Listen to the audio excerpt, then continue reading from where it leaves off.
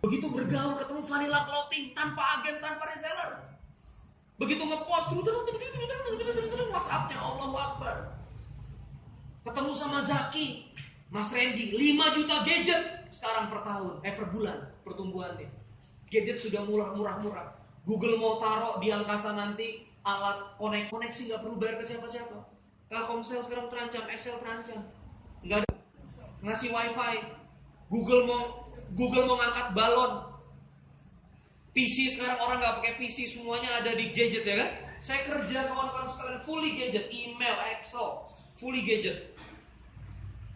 Dan gadget ya saya memang pakai Note 5 kayak itu mahal. Bukan sombong tapi benar. Tapi sekarang ada Xiaomi, ada 1 juta dan itu merubah perilaku. Merubah apa? Merubah perilaku. Maka bergaullah. Jadi yang pertama belajar, yang kedua apa? Bergaul. Tugas business owner itu bergaul.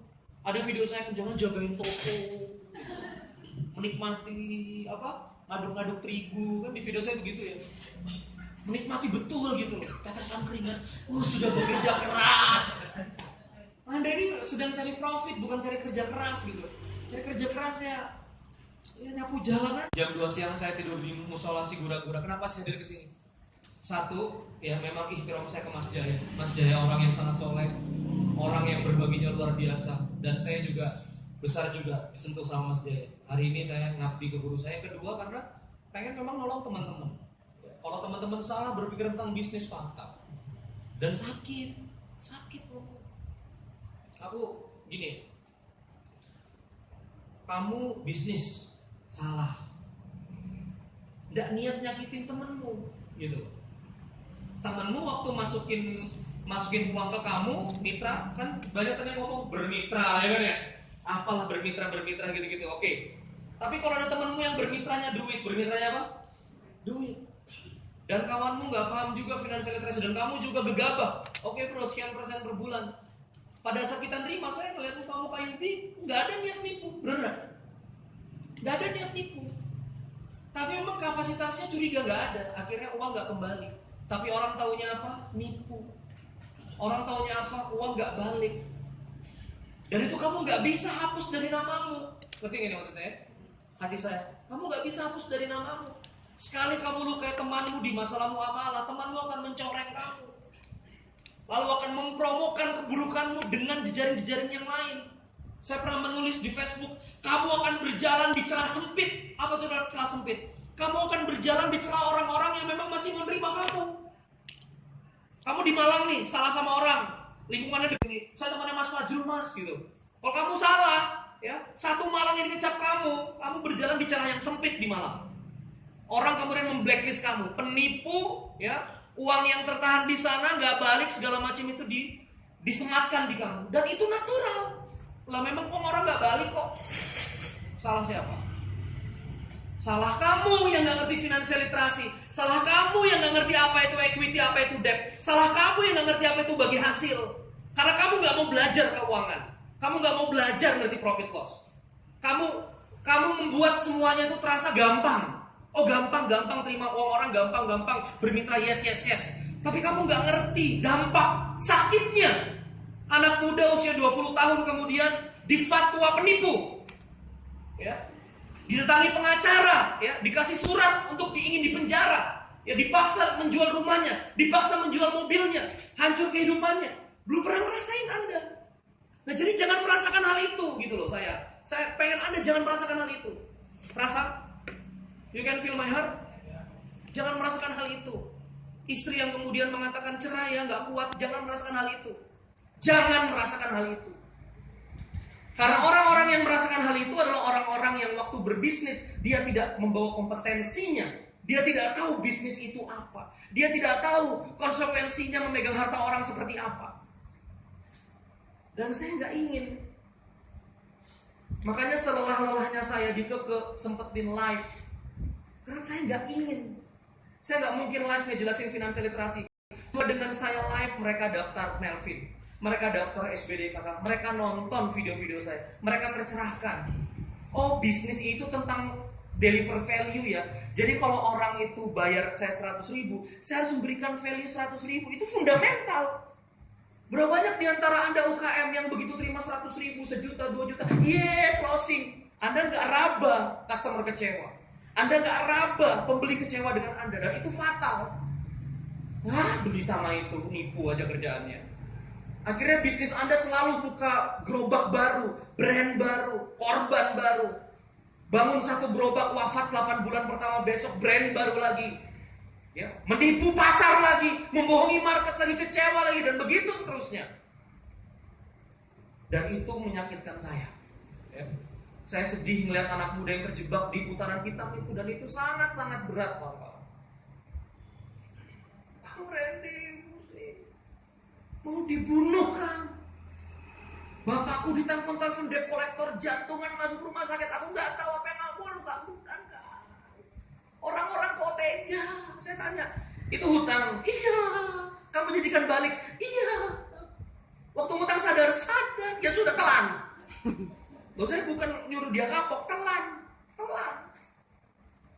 Saya nggak tahu bakal begini, Kang. Hutang itu pasti balik, tapi penjualan belum pasti closing. Dari situ kamu sudah ngerti. Ini begitu saya ngajarin teknis jangan utang, ngomongin nih grupnya 1 hari.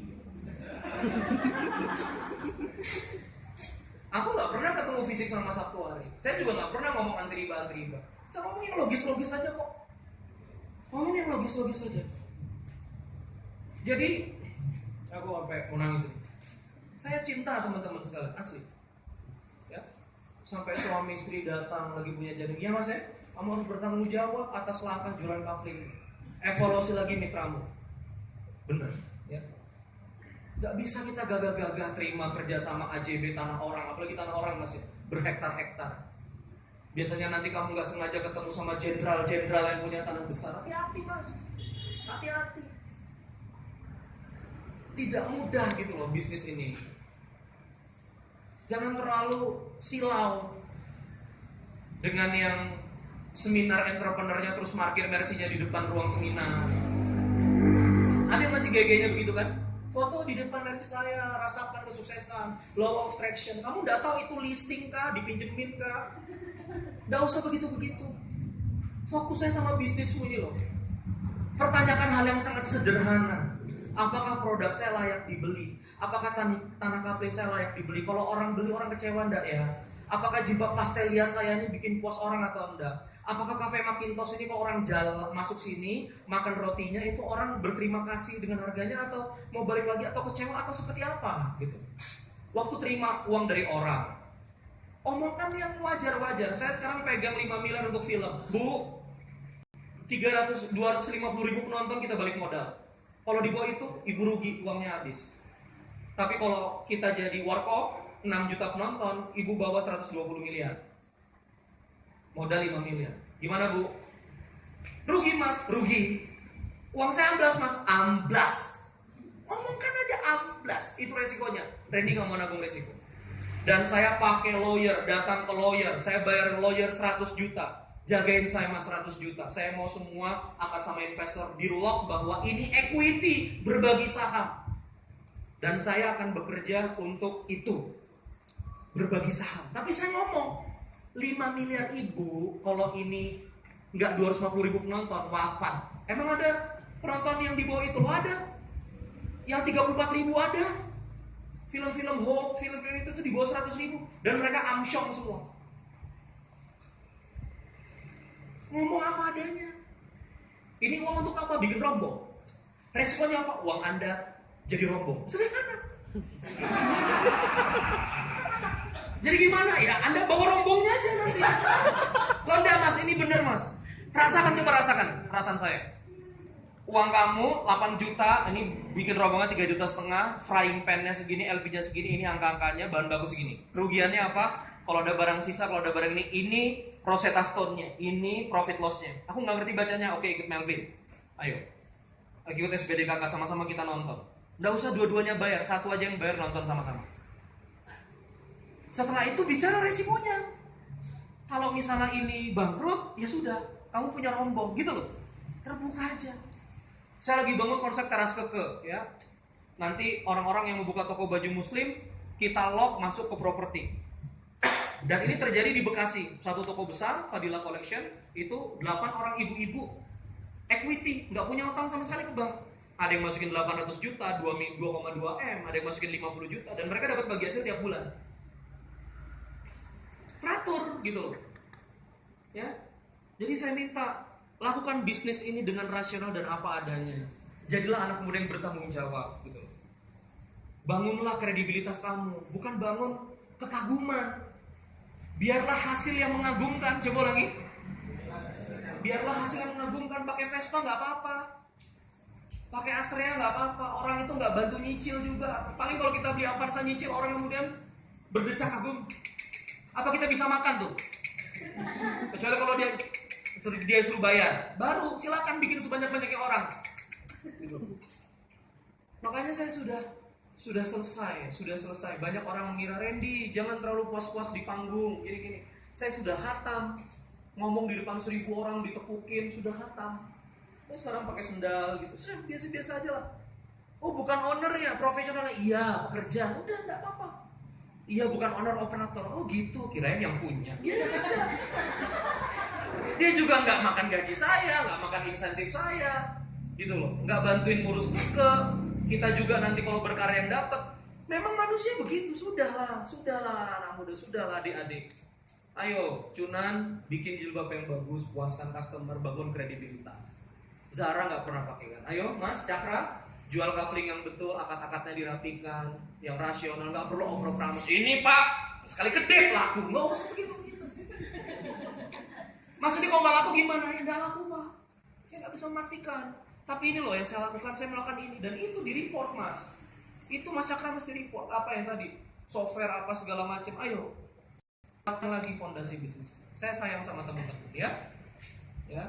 Belajar bergaul. Coba lagi. Belajar bergaul. Yang 3 rasional. Apa?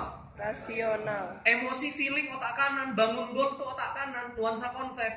Middle management, eksekusi otak kiri. Gak mungkin bisnis pakai satu belahan otak. Kalau ngasih 4 belahan otak, kanan atas, kanan bawah, kiri atas, kiri bawah. Ya, Rabbana ma khalaqta hadza batila. Tidak mungkin diciptakan kalau dia sia-sia.